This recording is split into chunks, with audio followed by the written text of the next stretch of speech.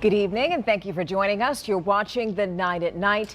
I'm Stephania Jimenez, and tonight we start with what San Antonio is doing to help people in Florida who are in Hurricane Ian's path. That storm made landfall today as a Category 4, and local USAA team members are working with a disaster response team right on the ground in Florida. They're getting a lot of their information from that place. That's their command room. It's basically where members here watch what's happening in Florida. They're able to forecast the storm and keep a close eye on their members. You know, USAA is one of the largest insurance providers in the country, and the company's CEO tells us more than 600,000 of its clients are in Florida. And because this storm is so strong, they expect a lot of damage and therefore claims. So right now they're just ready to jump into action.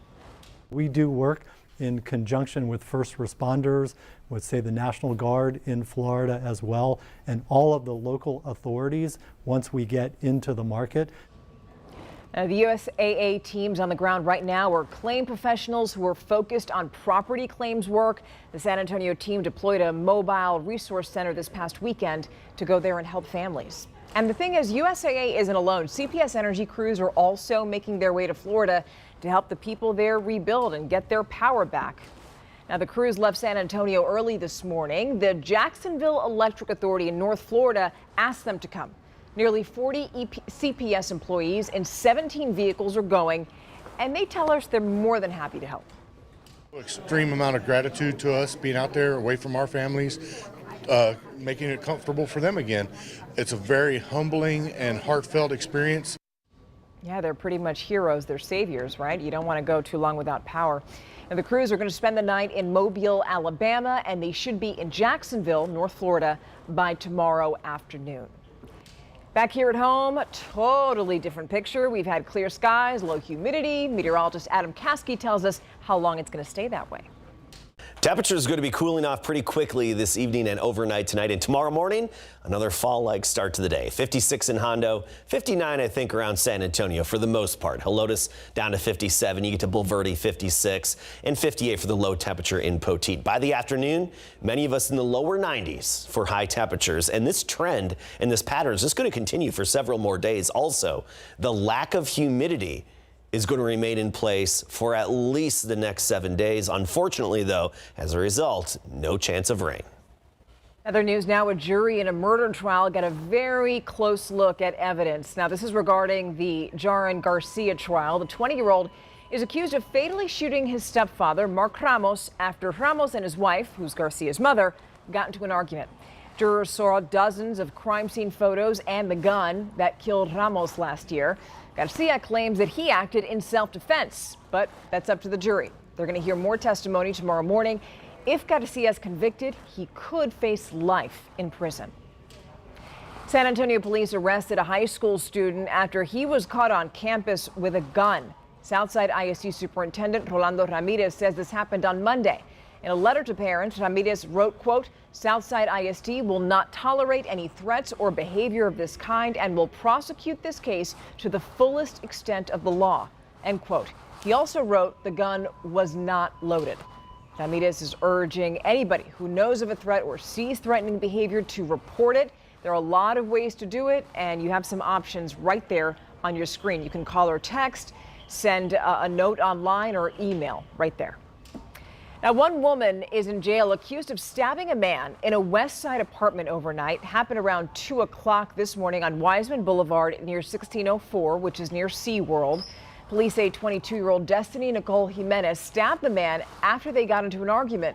Now, he was taken to the hospital, and we're told he is expected to be okay. 5 days. That's how long 48-year-old Frankie Flores has been missing. He was last seen on the southwest side near Old Pearsall Road and Loop 410. He was wearing a black shirt with a silver logo, white sneakers. He has a pair of tattoos. One is a butterfly behind his ear. The other is his last name on his arm. Now, SAPD says that he has a medical condition, and if you can help police find this man, if you see him, call the San Antonio Police Department Missing Persons Unit. That number's on your screen. It's 210-207-7660. Here's something else that you can help with. San Antonio police and Crime Stoppers are looking for the person involved in a shooting at a Northwest Side car wash. This happened on June 25th at the Easy Wash on Gardendale near Fredericksburg and Wurzbach. That's where officers believe that the man that you see there in that surveillance video started shooting rounds into the parking lot. One person was hit by that gunfire. Now we're told the suspect was seen with the driver and the passenger of that red vehicle that you see on your screen. If you can help police solve this crime, call Crime Stoppers at 210-224-STOP. Just a reminder that any information you give that leads to an arrest in this case can get you $5,000.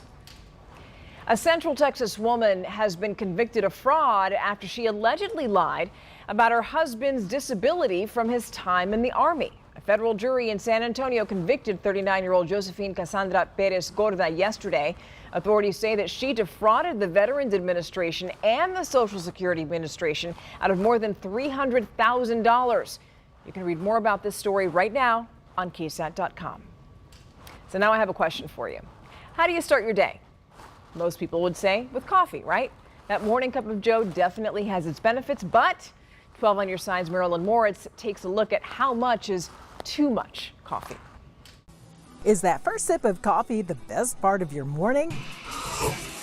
Well, good news. Coffee can actually be good for you. Coffee could actually lower your risk of certain liver diseases, some types of cancers, and type 2 diabetes. And there's some evidence that it can also lower your risk of heart disease and respiratory disease. Research even suggests that if you drink coffee, you could live longer than non-coffee drinkers, in part because coffee is rich in antioxidants. But how much coffee is healthy and how much is too much? In general, the average person can safely consume up to 400 milligrams of caffeine per day, the amount in 3 to 5 cups of coffee. If you have a medical condition or caffeine sensitivity, it's best to check with your doctor and listen to your body. If your heart is thumping faster than usual and you feel extra jittery, it's likely time to lay off. And to help you sleep better at night, experts say finish that last cup of joe around 2 p.m. so most of the caffeine has left your body by bedtime.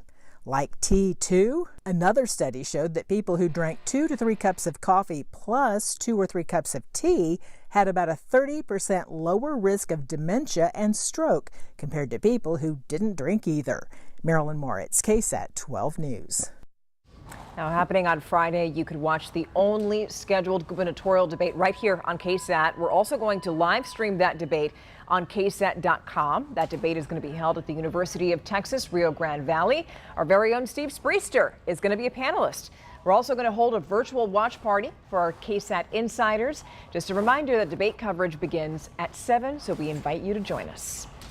Before we go, you got to see this. New images of a spiral galaxy 29 million light years away from planet Earth. This is the latest shot from the James Webb Space Telescope.